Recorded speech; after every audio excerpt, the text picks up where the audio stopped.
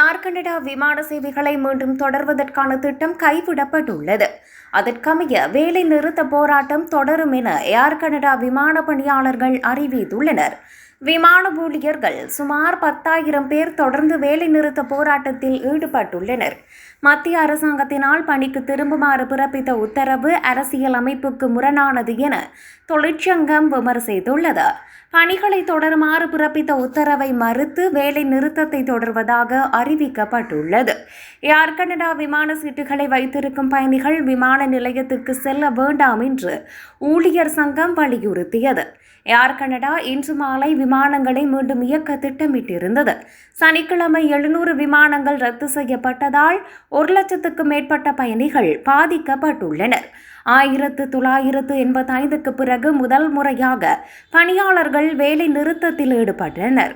இது பல மாத ஒப்பந்த பேச்சுவார்த்தைகளுக்கு பிறகு நடைபெற்றுள்ளது.